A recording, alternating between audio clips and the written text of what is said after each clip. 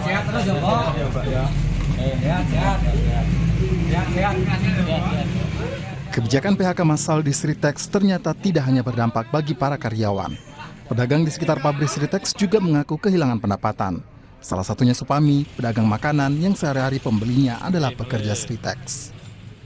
Ini kan udah lama, udah 35 tahun kan udah lama, sampai training, sampai dewasa, sampai udah ini kan di sini ada saya gimana terharu kan. UMKM terdampak lainnya adalah pedagang buah dan sayur bernama Tuti yang kini hanya mengandalkan pembeli yang melintas. Tuti mengaku biaya kontrakan tempatnya berjualan belum lunas sehingga memilih tetap berjualan di depan Sritex. Karyawannya nggak masuk, tutup, sepi, cuma ngelayanin orang lewat.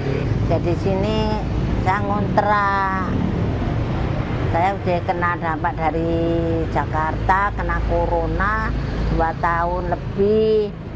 Akhirnya saya ke Sukarjo, ke Sritex sini, akhirnya Sritexnya tutup juga. Jadi kedampak 2 kali ya Ibu? Iya. Tidak hanya itu, PHK 10.000 lebih karyawan Sritex di Sukoharjo berdampak pada usaha indekos di sekitar pabrik. Penjaga salah satu indekos menyebut semenjak Sritex dilanda pilot, indekos yang ia kelola berangsur sepi. Satu persatu penghuni indekos berpamitan pulang kampung. Luar biasa Mas, ini penghuni cuma 1. Semuanya dari 5 kamar terisi 1, berarti 4 kosong. Ini sudah sejak kapan ini Mas? Sudah semingguan kemarin. Dari rata-rata ada yang Banjarnegara, ada yang Tuban, ada yang dari Sumatera. Semuanya udah pamit balik kampung. Tapi rata-rata dia karyawan Sritex semua ya? Karyawan Sritex semua. Dan itu semua terkena PHK juga? Terkena PHK semua, ya. Akhirnya mereka memilih pulang? Milih pulang daripada di sini nggak bisa makan, nggak bisa bayar kos, kasihan. Akhirnya pamit satu persatu. Wakil Menteri Tenaga Kerja Immanuel Ebenezer menyebut pemerintah menjamin hak pekerja Sritex yang terdampak PHK. Immanuel menyebut pemerintah mencarikan mitra industri untuk lowongan kerja bagi pekerja Sritex terdampak PHK. Menjamin hak-hak buruh terkait misalnya pesangon. Ya. Kedua, hak mereka untuk mendapatkan jaminan kehilangan pekerjaan JKP. Ya. Kedua, kita juga menjamin mereka mendapatkan JHT. Makanya ya negara kan harus rasional, tidak bisa larut dengan situasi yang emosional ini. Makanya kita langsung perintah kepala dinas, tingkat kabupaten dan provinsi untuk cari mitra industri kita mana-mana aja yang membutuhkan tenaga kerja. Nah akhirnya ketemulah 10.000 sekian. Ya. Nah tapi tetap kita ingatkan industrial itu untuk tidak membuat syarat-syarat yang memberatkan. Ya. Pertama soal umur, ya. Kedua soal ijazah, dan nggak kalah penting jangan sampai jatuh ke tangan-tangan calo tenaga kerja. Ya. Harus kehilangan pekerjaan sebelum memasuki bulan Ramadan dan Lebaran adalah beban berat bagi para pekerja Sritex. Meski demikian, pemerintah menjamin hak-hak para pekerja terpenuhi. Tim Liputan, Kompas TV. Tidak hanya pekerja Sritex, para pelaku UMKM hingga jasa indekos di sekitar pabrik Sritex terdampak. Seperti apa efeknya dan bagaimana pemerintah setempat mengantisipasinya? Kami bahas bersama dengan Gubernur Jawa Tengah Ahmad Lutfi, bergabung juga Ahmad Yusuf, pengelola indekos di sekitar pabrik Sritex, dan juga Direktur Eksekutif Institute for Development of Economic and Finance atau INDEF, Esther Sri Astuti. Selamat malam Pak Gubernur, Mas Yusuf, juga Mbak Esther. Malam Mbak Friska. Izin saya ke Mas Yusuf dulu, karena ingin tahu apa dampak yang langsung dirasakan. Mas Yusuf ini kan pengelola indekos, asalnya ada berapa kamar, sekarang sisa berapa kamar Mas? Saat ini yang tak kelola itu baru 5 kamar, yang 4 sudah pamitan kemarin seminggu yang lalu Mbak.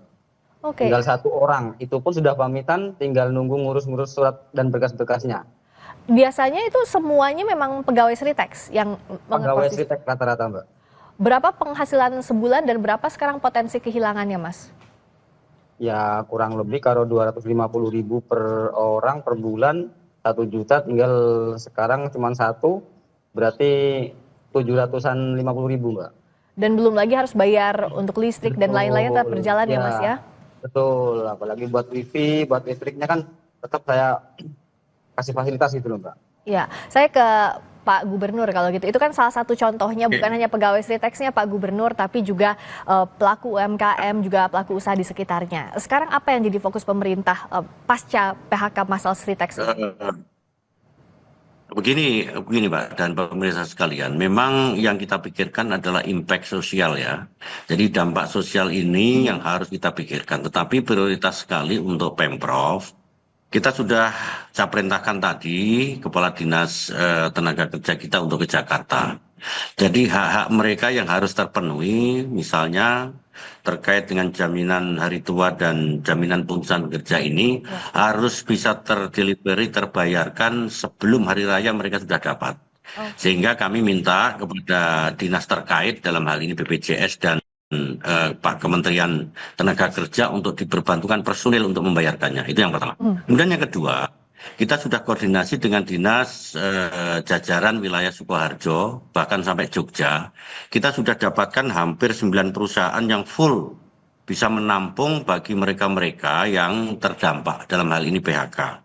Misalnya sektor tekstil garment itu 10.000 mampu itu untuk wilayah Sukoharjo. Kemudian sektor rokok juga ada, kemudian plastik, bahkan sepatu, semuanya sudah terpetakan. Tinggal kita nanti melakukan verifikasi kepada mereka dengan ketentuan satu, tidak ada pihak perantara. Kalau perlu saya pimpin langsung nanti untuk dengan dinas terkait untuk betul-betul mereka tersalurkan pada tempatnya. Mereka rata-rata HRD-nya akan kita kumpulkan besok hari Jumat dengan ketentuan minimal batas usia lah 45, itu permintaan mereka untuk informasi awal. Kemudian mereka yang ingin berwirausaha mandiri, kita sudah diskusi dengan Pak Menteri, kita siapkan PLK. Bagi mereka yang punya mandiri akan kita siapkan juga. Tetapi yang tidak kalah pentingnya Mbak dan pemirsa sekalian adalah hak bagi mereka yang mungkin pesangon. Di Pesangon, kemudian jenis THR. Kita koordinasi dengan kurator yang ini dalam waktu dekat saya akan panggil, rapatkan kembali agar hak mereka, apakah ketentuannya kayak apa, kita belum diskusi ke sana karena kan kami juga baru pulang. Demikian Mbak. Oke. Dan tapi yang jelas ini akan dikawal langsung ya, karena misalnya kemarin kami baru berbincang langsung dengan Wamenaker. Yang harus dikawal jangan sampai ada calon tenaga kerja tadi. Tapi Pak Gubernur kan bilang bahwa kalau perlu dikawal langsung. Kalaupun ada yang di atas usia, apakah memang BLK ini sejauh ini sudah siap Pak untuk menampung mereka-mereka yang di luar batas usia atau yang ingin berusaha?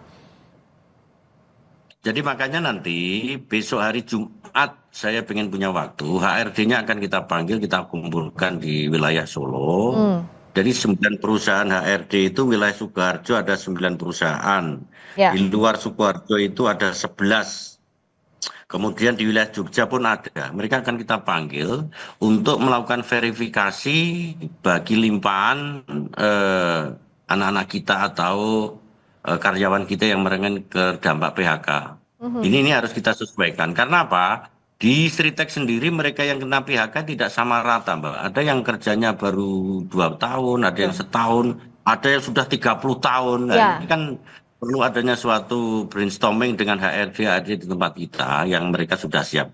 Tapi prinsip hasil laporan dari Dinas Ketenagakerjaan kita untuk 9 perusahaan mereka siap. Mereka siap, bahkan kita tekankan ini demi perkembangan wilayah kita khususnya wilayah Jawa Tengah, mereka akan siap untuk menampung.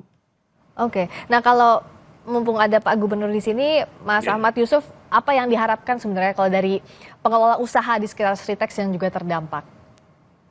Ya semoga Mbak, semoga ada jalan solusi yang terbaik ke depan agar bisa UMKM sekitar area pabrik Sritex bisa berjalan kembali Mbak. Karena banyak UMKM sekitar sini banyak mengeluh, banyak menitipkan rasa untuk kembali lagi lah seperti dulu gitu loh Mbak. Siapa tahu Pak Gubernur dan Pak Pemerintah bisa membantu untuk ke depan Sritex atau menjadi pabrik apalagi kan siapa tahu kan gitu Mbak. Kita bisa bangkit dari UMKM dari seperti ini. Pak Gub, ada yang ingin disampaikan soal ini pelaku usaha di sekitar Sritex? Memang kebetulan rumah saya dekat Sritex Mbak, jadi saya bisa cerita itu. Jadi UMKM kita nggak usah khawatir Mas, nih perlu dolan yang rumahku nanti. Jadi begini, UMKM mikro kita itu kan jumlahnya hampir 150.000 di wilayah Jawa Tengah. Mikro itu ya seputaran Sritek termasuk mikro ya. Kalau mikro itu kan kewajiban dari pemerintah kabupaten kota. Nanti saya akan koordinasi dengan bupati kita.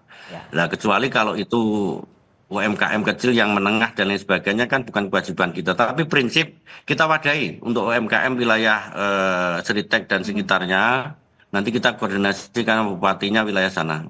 Bisa nanti. Tapi prinsip begini, Mbak.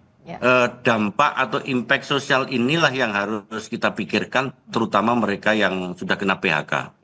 Karena rata-rata mereka itu yang kena PHK adalah orang yang tidak hanya tinggal di situ. Nah, ini mengumpulkan orang 10.000 itu tidak gampang. Makanya kepala dinas saya tadi, Pak Aziz, saya perintahkan untuk segera berangkat ke Jakarta. Haknya mereka kita penuhi dulu sebelum hari raya.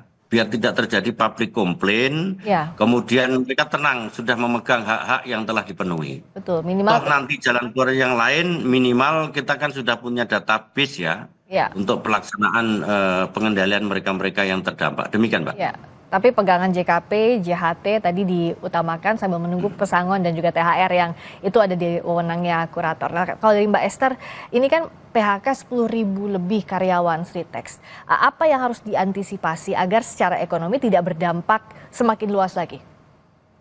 Iya, tentunya ini menyedihkan ya karena bulan Ramadan mau menjelang Lebaran ya. Namun kita tahu bahwa memang beberapa pabrik tidak hanya Sritex yang sudah melakukan layoff tenaga kerja. Nah, kedepannya solusinya tadi saya mengapresiasi apa yang sudah dilakukan, diinisiasi oleh Pak Lutfi, Pak Gubernur Jateng, untuk bisa paling tidak memenuhi hak-hak tenaga kerja dulu. JKP, JKT gitu ya, sehingga mereka ketika Lebaran itu ada sesuatu yang bisa dipegang gitu ya. Nah, namun demikian ke depannya perlu yang pertama adalah matchmaking ya, matchmaker. Jadi pemerintah tadi sudah melakukan ya, mendata ada 9 pabrik yang memang bisa diisi ya tenaga kerja yang 10.000 tadi. Kalau itu yang terjadi, itu akan sangat bermanfaat bagi mereka gitu ya. Yang kedua, artinya mereka tidak menganggur nantinya. Yang kedua, kalau toh mereka terpaksa menganggur, maka yang harus didorong adalah UMKM tadi. Karena yang namanya UMKM itu kan mereka punya kontribusi penyumbang lapangan pekerjaan itu paling banyak ya dibandingkan industri besar. Nah, sehingga support mereka ya kredit, kelonggaran kredit agar mereka punya modal dan skill training ya itu harus dilakukan. Karena kaitannya dengan skill training ini adalah dengan job placement tadi. Jadi gimana 10.000 karyawan Sritex itu bisa ditampung di tempat yang baru. Yang ketiga adalah encouraging entrepreneurship. Jadi bagaimana mendorong mereka bagi yang mungkin yang usianya lebih dari 45 tahun, tadi Pak Gubernur sudah mengatakan paling tidak maksimal batas usianya 45 tahun. Kalau lebih dari 45 tahun berarti didorong ke entrepreneurship, artinya adalah berusaha sendiri, berwira swasta. Begitu Mbak. Baik, jadi itu 3 solusi yang komprehensif tadi jadi catatan dari Mbak Esther. Terakhir Pak Gubernur, apa yang bisa dilakukan agar para ex pekerja Sritex bisa tenang untuk menunggu haknya dipenuhi, termasuk juga agar ekonomi bisa bangkit kembali terutama di Jawa Tengah pasca PHK Sritex ini? Jadi pemerintah provinsi tidak bisa berdiri sendiri Mbak ya, tapi saya selalu koordinasi dengan pemerintah pusat dalam hal ini tenaga kerjaan kita, Pak Menteri juga seluruh koordinasi dengan kita, termasuk lintas departemen yang lainnya yang terkait, sehingga dampak daripada sosial di wilayah Sritex ini tidak mempunyai imbas ke wilayah yang lain. Itu yang pertama. Kemudian yang kedua, memang yang paling pokok itu adalah hak mereka. Oleh karena itu, saya sudah koordinasi dengan Kapolda, Des Tenaga Kerja akan kita efektifkan kembali. Bagaimanapun juga hak buruh itu harus terpenuhi. Itu adalah hak mereka. Dan ini harus kita kawal sehingga ke depan tidak ada lagi dampak sosial yang impact sosial yang lebih tinggi bagi mereka yang kena PHK. Itu Mbak. Karena apa?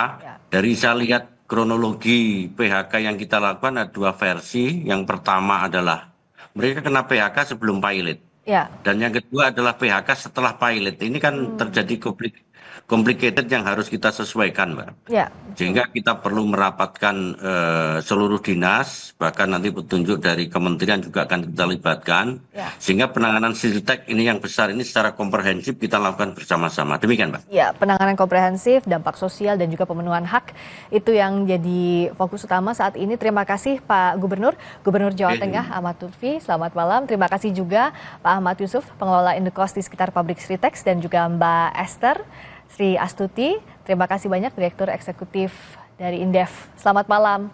Terima kasih. Malam. Terima kasih. Terima kasih. Sapa Indonesia Malam masih akan kembali dengan sorotan lainnya. Usai jeda, tetap bersama kami.